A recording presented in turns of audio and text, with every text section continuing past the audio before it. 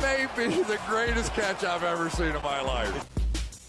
Alright guys, as of late, I've had so many people asking me to run some mock drafts. That way y'all can see where these exact players are going in Dynasty startups. So yeah, that's just what we're going to do. If y'all want to get involved in a mock draft for our Dynasty Fantasy Football Leagues, go down to the comment section. They'll all be SUPERFLEX mock drafts.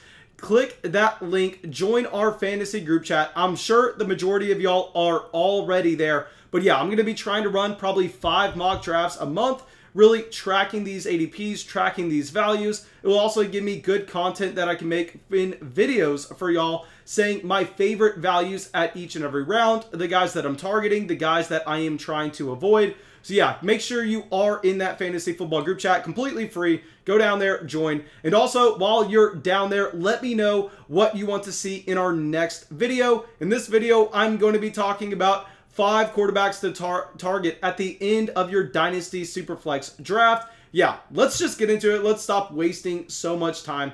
And let's start it off with a quarterback that's going to be drafted a lot higher than the rest of these, but I still think that he is going to be a value, and this is Daniel Jones. Okay guys, before we get into the video, I really want to let everyone know what we are looking at in a quarterback. What we are looking at in a quarterback for a SUPERFLEX league is we are looking at fantasy points and job security. Okay, I know that's kind of common sense at this point, but a lot of people in fantasy football think that they are building a real-life NFL team. This is how players like Tom Brady, this is how players like Drew Brees, Phillip Rivers get overvalued in fantasy football leagues every single season, where those quarterbacks are good real-life NFL quarterbacks, yet they get outscored by players like Daniel Jones consistently due to the fact that Daniel Jones will provide us rushing equity. Daniel Jones will get his team in bad situations where they're going to have to air the ball out and they really have no option.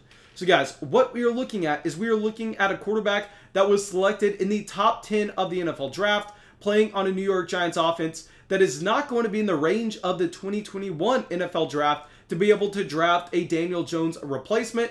Daniel Jones has his job so safe for 2021. Really, it's not even going to be a consideration for the New York Giants to go out there and get anybody else to replace him. And we know with Daniel Jones, while he has been a quarterback prone to make turnovers, while he has been a quarterback that has put his team in some bad situations, that he is going to be getting an upgrade in his skill positional players going into 2021, as Saquon Barkley should be back for the entire season. And I think if 2020 taught us anything, it's that we undervalued how impactful running backs are to NFL offenses. And I think that Saquon Barkley leaving the New York Giants offense demonstrated just that. And on top of this, we know that the New York Giants will be a candidate to select a wide receiver in the first round of the 2021 NFL draft, as they're going to be picking around pick 12. And this is a very strong draft class for wide receivers. So it looks like Daniel Jones is a quarterback that has a very safe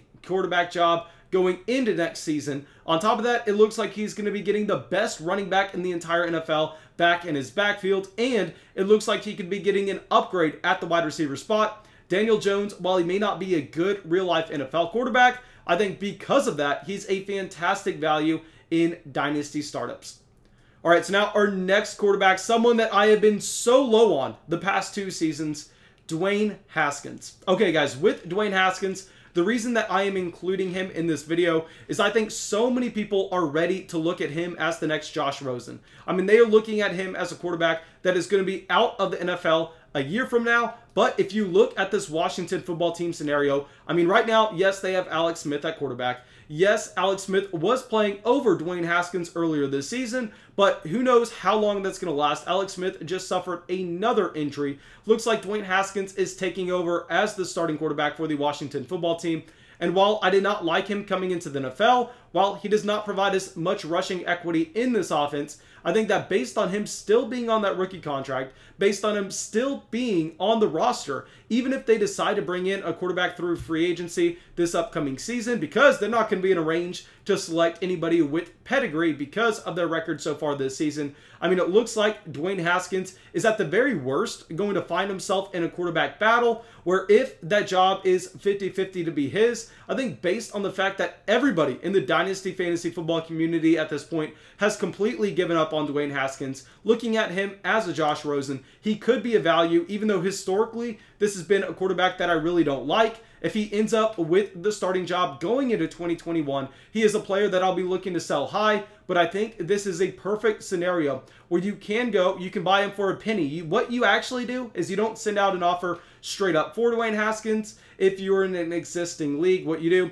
is you try to construct an offer and then add Dwayne Haskins to the end of it, because they're just going to completely overlook him. Just view him as a quarterback that's going to be a career backup at the NFL level and really put no stock into him. And then if you get him for free on top of your roster, and then he wins that starting job in a SUPERFLEX league coming up at the very beginning of the next season, he is going to have a decent amount of value, and you can sell and make that instant profit. All right, so now our next quarterback, I just sent out a tweet about him, but Drew Lock. Okay, so the thing here is with Drew Lock, I mean, what are we going to be expecting from the Denver Broncos in 2021? I mean, I think this offense could be fantastic if they got a quarterback upgrade. I mean, it looks like the Denver Broncos skill positional group is one of the best and youngest groups in the entire NFL. I mean, going into 2021, they're going to have prime Courtland Sutton, who should be 100% back from that ACL based on the fact that he tore it at the very beginning of this season. They're going to have Jerry Jeudy stepping into his second year. They're going to have KJ Hamler, who was just drafted as 20 years old, stepping into his second year to take the top off the defense. And they're going to have one of the most athletic tight ends in the entire NFL, Noah Fant, presumably 100% healthy to start the season. They're also going to have Albert O, a second-year tight end, who has a ridiculous athletic profile on that roster as well. They could be with Tim Patrick again. I mean, this team looks unreal from their wide receiver standpoint. Their quarterback is the only question mark on the offense, in my opinion. And here with Drew Lock, I just don't think that it's going to be easy for them to move on from him, because they are currently 5-8. So where are they going to be picking in the draft? I mean, even if they are picking in the draft, say at pick 9, 10, 11, are they going to feel comfortable taking a quarterback there? And whenever you do, you understand that those quarterbacks have a very low historical hit rate. So I think here with Drew Lock, he's going to be very similar to a Dwayne Haskins, where people aren't necessarily considering him as a starter this upcoming season. So they're going to be willing to give up him for pretty much nothing. And I think that you can make a very small investment right now, and then you could potentially flip him for profit if he wins that Denver Broncos starting job in 2021. Okay, so now our next quarterback that we're going to talk about is someone that I have loaded everywhere in Dynasty, and this is going to be Jordan Love. Okay, of course, guys, I wish I could be talking about Jalen Hurts right now instead of Jordan Love, but I'm recording this the week after Jalen Hurts just went bananas against the New Orleans Saints elite defense. But Jordan Love and Jalen Hurts are my number 1 and my number 2 owned quarterbacks in Dynasty Fantasy Football, and that's based on the draft capital that their teams took them with. I mean, Jordan Love, not many people want to talk about this, but the Green Bay Packers traded up to get him in the 2020 NFL Draft in the first round. I mean, we rarely ever see that from any teams with a legitimate starting quarterback, so that tells us one of two things. One, that tells us that they're going to be looking to move on from Aaron Rodgers at some point in the near distant future. I don't know why. I mean, Aaron Rodgers is at the top of his game, but you don't make that investment unless you are looking to do such a thing. Or that tells us that they truly believe that Jordan Love is a generational type talent. We know that he was compared to Patrick Mahomes coming into the NFL draft based on his arm strength. And while I am nowhere near saying that Jordan Love is a Patrick Mahomes, what I am saying is, based on the fact that the Green Bay Packers felt the need to trade up to get Jordan Love in the 2020 NFL Draft, at some point in his NFL career, I can guarantee you he is going to be a starting quarterback for an NFL roster. You are going to be able to, even if you don't believe in him, flip him for a profit, whether that's in 2021 or 2022. I promise you, at some point, he will be worth significantly more than he is now.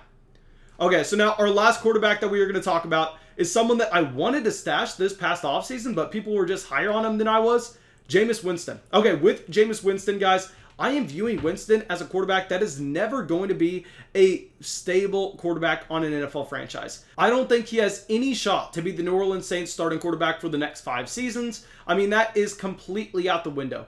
But with Jameis Winston and what he was able to do with the Tampa Bay Buccaneers for so long at such a young age, I think that we can all naturally assume that he is going to be, at the very minimum, a backup quarterback in the NFL for the next 5 years. And what I think is Jameis Winston's upside, and what I think is actually the likely scenario, is I think he is going to be a journeyman quarterback going from NFL offense to NFL offense and going out there and providing some value to a team that drafts a rookie quarterback. Now, yes, that rookie quarterback is most likely going to be the starter over Jameis Winston by the time they get to the end of the season. But here, if Jameis Winston finds himself on that career path and you end up getting just, say, 20 starting games by Jameis Winston over the next 2 seasons, and very similar to a Ryan Fitzpatrick, we know that, yes, he's going to be a bad NFL quarterback. Yes, he's going to be inconsistent, put his team in a bad situation. He's going to be putting up fantasy stats. I mean, he is going to be that DGAF quarterback that is going to be flinging the ball down the field.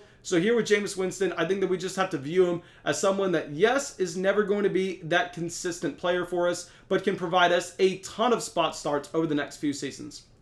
All right, now, thank you guys. I really hope y'all enjoyed this video. I really hope y'all got something from it. As always, if y'all did, go down there, drop that like, leave that comment, subscribe to the channel. Really, really helps us out. And yeah, that's all I got for y'all. I hope I will see y'all with the video tomorrow.